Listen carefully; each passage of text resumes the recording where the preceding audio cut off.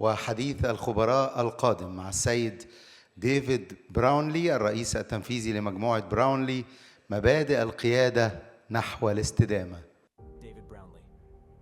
David is a two-time #1 best-selling author and international speaker. David believes that every business and team member can make a positive difference in our world, one customer and one employee at a time. He shares his passion, enthusiasm, and expertise to help his clients get the tangible results they desire. He's trained over 2 million businesses and individuals worldwide through his keynote speeches, online training, and coaching programs, from Fortune 100 companies to small businesses. As a former business coach and seminar leader for Tony Robbins, David has conducted over 5,000 one-on-one coaching sessions. His clients include McDonald's, Oakley, LinkedIn, HP, Harley-Davidson, and more. David helps you integrate proven strategies, tools, and systems that you can implement to get you from where you are to where you want to be. David lives in Southern California with his beautiful family.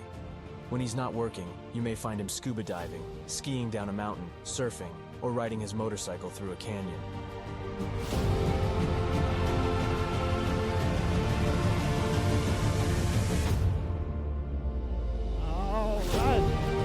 All right, how you guys doing, Egypt? I've been waiting to say that line since I was 3 years old. I am so happy to be here with you guys. And can we give it up once again for CSR Forum and all these wonderful people here? Give them a big round of applause. Thank you for having me. Asma, Dr. Hassan, everybody, thank you so much. This is amazing. This is amazing. I came all the way out from San Diego to California, from California. Anybody been to California? Have I not done? Oh, a lot of you been to California. All right, all right. So, I had a little bit of a plane ride, but, my sister and I, when we were little, we had a swimming pool in our backyard growing up in Los Angeles, California. And we had this little raft, and we would pretend like we were adventurers, right? So we'd pretend like we were going down the Nile River. And it wasn't just my sister and I. We'd take all our stuffed animals. We had an elephant. We had a tiger. I mean, we had a monkey. We had all these animals, and we pretend like we were going down the Nile River. And it was so much fun. And then just yesterday, I got to go to the Giza Plateau. And I got to see the pyramids in real life. And what's so funny is, there it is. Can you tell we're tourists and we're not locals? Yeah, that picture says it all, I believe. So we were there, and what ended up happening was once my friends found out I was going to come to Egypt, one of my buddies was like, I want to go to Egypt. Another guy says, I want to go to Egypt. Before you know it, we got this text stream of everybody coming to Egypt. So they're down in Hurghada right now. So I'm so glad to be here, and I'm honored to be in this room with each and every one of you. Why? Because each and every one of you is a leader in your industry. You're a leader in sustainability. How do I know this? Because you're here in this room. How many of you could be doing something else right now? How many of you are still thinking of that thing? But you guys are actually here with us today, and I know that is precious time, resources, energy, and money to be here, and so it's my honor to be here with all of you. And my goal today is to talk to you about leadership as it pertains to sustainability. Dr. Ka did such a great presentation. Half of his presentation is mine, those 5 mistakes. Give it up for Dr. Ka, ladies and gentlemen. Very good stuff, very good stuff. And it's so true, right? Each and every day you're facing these challenges of getting buy-in from investors or stakeholders, buy-in from your team. How do you set those specific, concise goals and get everybody to buy into it, right? How do you motivate and inspire your team? So these are some of the things that we're going to talk about today. All right, awesome. So here's my family. That's my wife, Luna. That's my son, Angelo. He's 12. My daughter, Sophia, she's 10. And you might notice the Italian names. So my wife is Italian, so we split our time between Italy and San Diego. And we have a great time. I do want to come back with them. I have some passions in life. I love skiing. Anybody other skiers in here? Any other skiers? We got a couple skiers. Okay, good. So I love skiing. I'm a little bummed because ski season is over now. But now I'm a little excited because it's time to get back in the water. So I live in San Diego, so we get to surf. And, I'll tell you a little bit of how I ended up surfing in my life, something I never thought that I would have. But, when we think about our stories and what brings us into this room, each and every one of you has a story that brought you to sustainability, right? And for me, it was a number of years ago. I was living in LA, and I had an entertainment company in Beverly Hills. And we would do big events similar, not too unlike this, when we would do bands for parties. We would have DJs, we'd have music production, lights, catering, security, you name it, for a lot of the movie premieres, a lot of corporate parties and private events. And it's pretty stressful. And I was a young guy, and I had this company for about 10 years, and I said, you know what? I'm looking for something different in my life. Because sometimes you get those things in life where you start feeling like, man, I'm doing too much for me, and I didn't feel like I was doing enough for others. And a buddy of mine had moved down to Central America, down to Nicaragua and Costa Rica. So he was helping to investors buy land and produce sustainable homes. Some of them were out of containers. Some of them had some rainwater, all types of different things. And I'll tell you a little bit about that. And so for me, I was down there visiting. I said, wow, this is really cool. I love what you're doing. And he said, you know what? I'm opening up a Century 21 office right in San Juan del Sur in Nicaragua. And this is where all the cruise ships come in, the white sand beaches, kind of like the ones out here with the palm trees. And I said, I could do this. I could live here. And working in sustainability was awesome. And this is what really opened my eyes. Was down in Central America back in 2005, they had some energy challenges.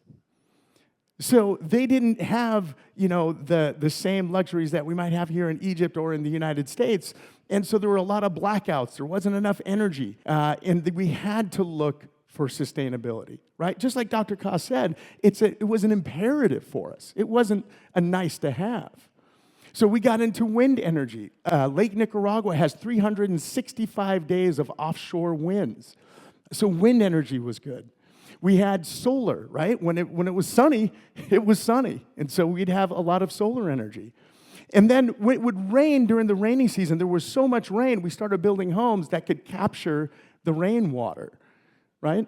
And everything was farm to table because there's a lot of farms, right? So it was a really great eye-opener for myself, and that we could contribute more to our planet together. And then when I came back to the States, I started working with companies, showing them how they could lead their teams into sustainability or whatever their most pressing business goals are. But today we're talking about sustainability.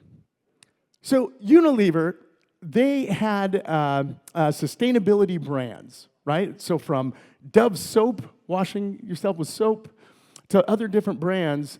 And the new CEO had said, hey, you know what? We're going to go into sustainability. We're going to really put our focus in there. And what do you think the investor said? He said, that's soft. We don't want to invest in sustainability. But he said, we're going to do it anyway.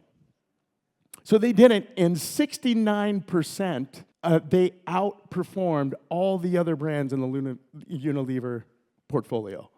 And it represented 75% of the company's growth. Okay, so not only can we make an impact, we can also increase our revenues, right? So we can increase our profits and have purpose. And that's the best of both worlds. Let me ask you a question. How many of you want to have more purpose in your business? Say aye. Yes. How many of you want to have more profits in your business? Say aye. All right. Let's talk about how to do that. So here's a graph. I love graph. AI will help us do the graphs. But this is the Unilever impact of sustainable living brands here. Okay, so you guys can see it. All right. So I call my program the magnetic leader. Think of your favorite leader. It could be a politician. It could be a business owner. It could be an athlete. It could be an entertainer. Think of that person. Isn't there something magnetic about them? You just can't take your eyes off them, right? And whenever they speak, you have to listen. And they've got these great ideas, and you're like, ooh, that's a great idea. Maybe there's something we can do with that, right? And I started thinking, obsessing about magnetic leaders and what makes a magnetic leader. And so I came up with this acronym. It's called MAGNET. There's 6 letters there. I hope I can do this in 45 minutes. We're going to find out together. But a magnetic leader, what makes a magnetic leader? There's somebody who has a vision, right? The magnetic leaders we think about, they have a vision. They're excellent communicators. They can take their ideas, and that's how they can help gain the buy-in, because they're great communicators. And they're authentic, aren't they? They're authentic with their ideas, and they have something to offer. Okay, so let's come through and talk about this. Okay, so motivated employees are 31% more productive. Anybody want more productive team? Yeah, a more productive team. Happy and motivated employees are 31% more productive, leading to better business outcomes. Disengaged employees cost companies up to $550 billion a year. That's according to Warwick University and the Engagement Institute. Now, in my country, in the US, 74% of workers are unhappy with their jobs. That means they're just going to work, just punching a paycheck. They're uninspired. They're not motivated and inspired to do anything. They're just there to get the paycheck. How many of you can relate to that? Maybe you've seen somebody who's uninspired in the work they do. I see some people are like, well, should I raise my hand? I don't know, right? But we know somebody on our teams, right? Or somebody we've come across who's like that. So it's a very natural thing, right? So the M stands for motivate and inspire your team. How do you motivate and inspire your team? Well, you're in a room full of sustainability experts, right? Is that something bigger than what your business is? Something bigger than us as leaders? That's a great place to start. A place to start with our mission. What's our mission? What's our vision? What's our values? And then we start attracting people who are into sustainability. That's the first piece, right? Because it's pretty hard to motivate somebody who's completely against something you're proposing, isn't it? You have to work it. It takes energy. It takes a lot of energy to convince somebody, So on the front end, why don't we state our mission, our vision, and our values? Again, I'm going to go back to Dr. Ka. He did a great job of that. So now we start attracting the people that believe in something higher than themselves. Does that make sense? You guys with me on what is today? Wednesday? Tuesday? Wednesday? I just found out it's Wednesday.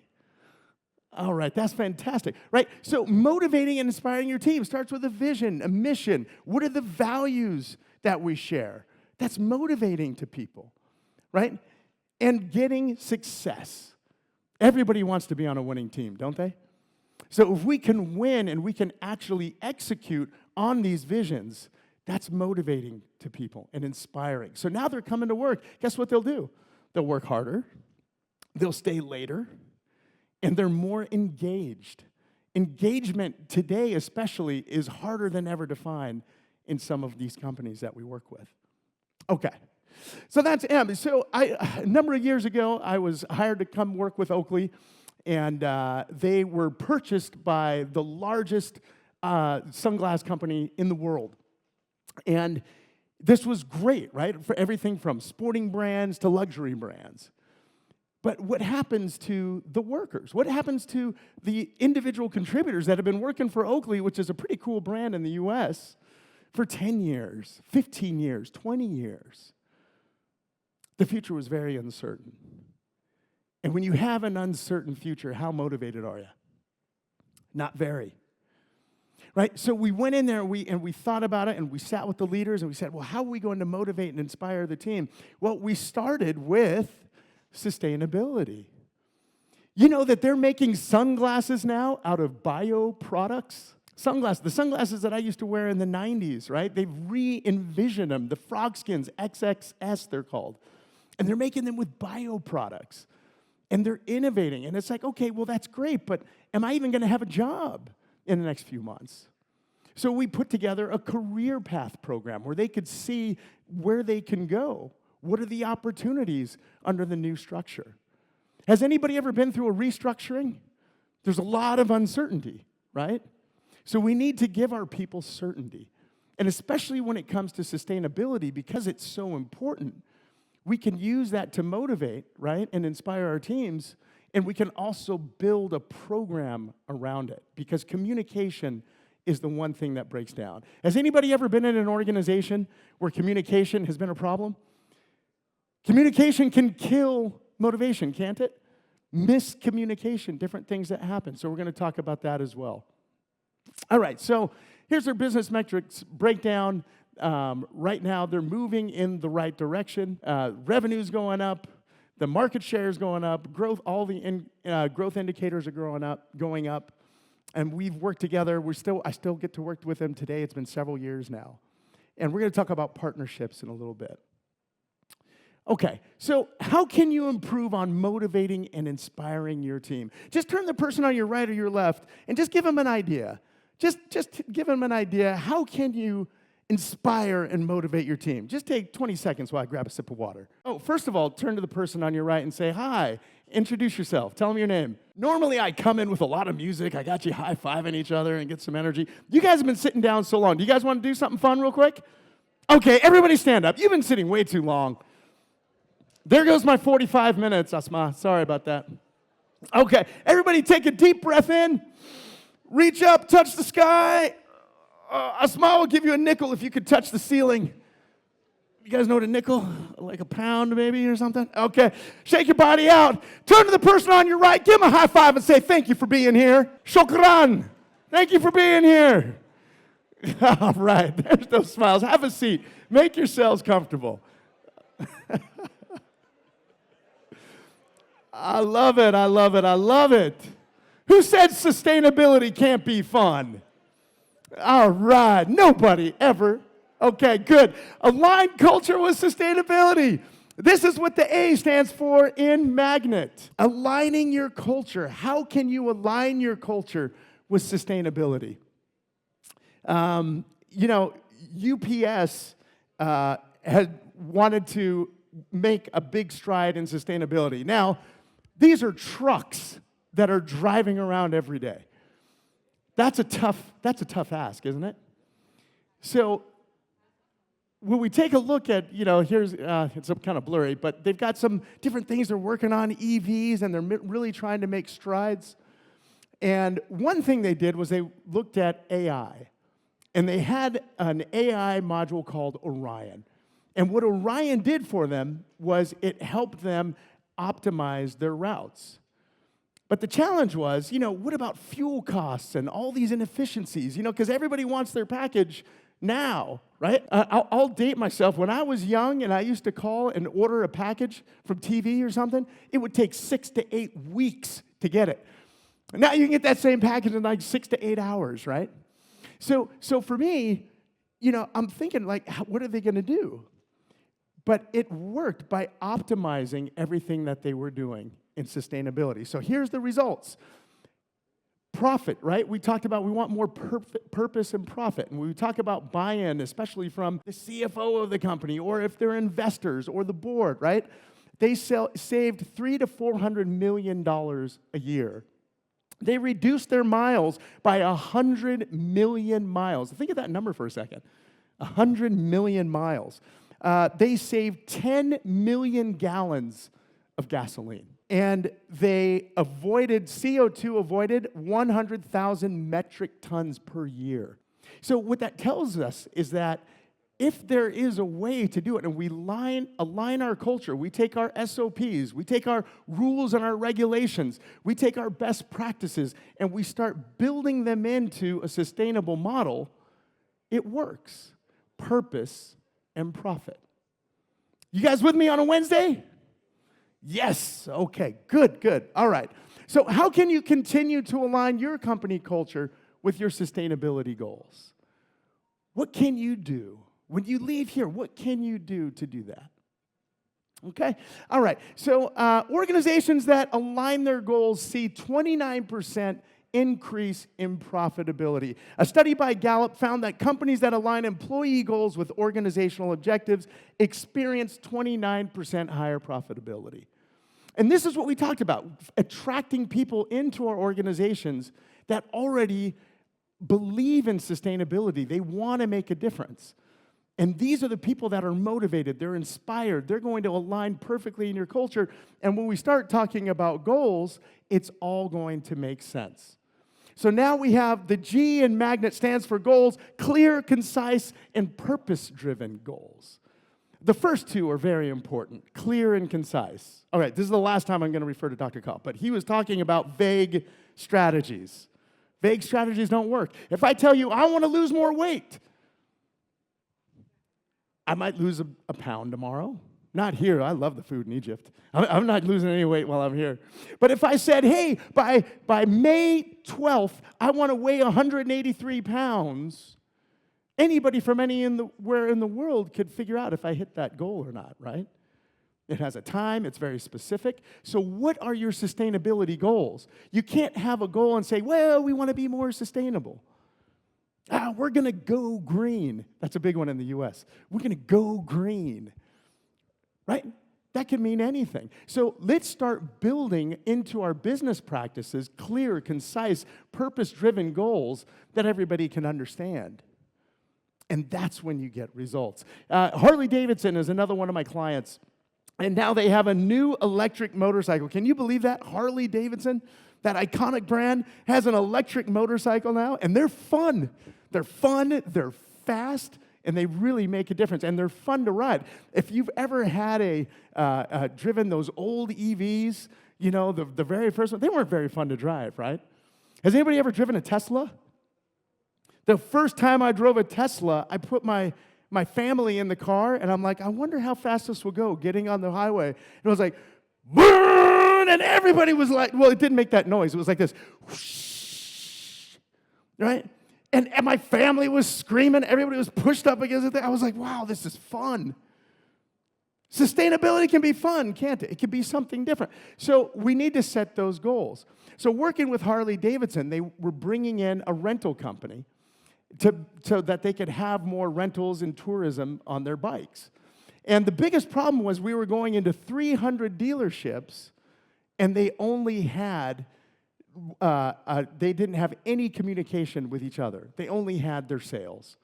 And so we came up with a program for them. We had coaching, we had training, we had all types of different things to all make it work. How am I doing on time? 2 minutes. Has it been 43 minutes already? 43 minutes goes by fast when you're having fun, doesn't it? Okay, let me see if I can get to the rest so I don't leave you hanging. But I will. Would anybody like a copy of this right here? Okay, I'm going to get your phones ready. I'm going to get to a QR code, and then I'll send you guys a copy. Would that be fair? Okay, all right. I'm going to roll through this thing for you. Okay. So 40% of employees say their manager holds them accountable for the goals they set. I think accountability is down here as well. We need to hold ourselves accountable. Who is holding you and your organization accountable for your sustainability goals? Right? That's a question that you can ask. And when you go back to your businesses, that's a question we should have. I work with a company called Ecos. If you guys have ever heard of them in the U.S., they are getting all types of awards. They're absolutely amazing. They're getting all types of awards for their results, sustainability initiatives, their portfolio is expanding, and they've got Safer Choice certification. They were just at the White House in the last administration because of all the strides they're making in sustainability as well. Okay? All right, 1 minute left. Here we go. So who's holding your team and your organization accountable? Poor communication costs companies an average of $62.4 million a year. Remember I talked to you earlier about communication? Right? We need to be able to communicate. So effective communication, what does that mean? That's town hall meetings. That's events like this. It's getting on chats with our teams. It's really making sure everybody's understanding those specific goals, why they're important, and how we're going to get there together. Okay, all right. So I worked with Volcom to get there as well, which has been absolutely amazing. So on a scale from 1 to 5, with 1 being poor communication and 5 being excellent communication, where do you rank your organization? How are you guys doing? A 3? A 4? Okay? So ask yourself, if it's anything less than a 5, what would make it a 5? What needs to change? What conversations do you need to have when you come back into your organization to get that communication to a 5? Okay, we're on the T. Here we go. We're on the T. All right, team up with partners. Take a look around at everybody in the room. Are there a lot of partners here that can help you get to your goals, motivate and inspire your team? Absolutely, absolutely. Okay, so I teamed up with LinkedIn. We've had some great success together in our sustainability journey. Okay, so here's some things that I have for you. I've got a bunch of different things for you. I've got a website that my website person put together for you, but I want to get you a copy of this keynote deck, a strategy call if you would like, to introduce you to some of these partners as well. We have some leadership training. It's online for you and your team as well. DISC and values behavioral assessments for you as leaders. You can take it in Arabic, I found out, and you can take it in English as well. Okay? Free copy of Customer Service Success. This was one of my latest books on how you can get success with your customers. I have a few copies there in the back. Be happy to take a selfie with you guys or sign a book for you. Just so glad to be here. I'll be right in the back over there. Okay? All right, here's the QR code. All right, everybody pull your phones out. Let's see if it works. I'm going to try it too. Okay? And then I will absolutely... Okay, I've got a very important question with you as I wrap up. How many of you feel inspired right now to go and motivate your team and be a magnetic leader? All right. How many of you had some fun today with us? Okay, I need you to stand up one more time. I want to take a selfie with you guys. I want to take a selfie. Stand up. I want you guys to have some fun. Here we go. On the count of 3, I want you to cheer with your hands. 1, 2, 3. Yeah! All right. Okay, one more time. Here we go. We're going to do it. 1, 2, 3. Let me hear you say yeah. Let me hear you say yeah. Let me hear you say yeah. All right. Thank you very much, everybody.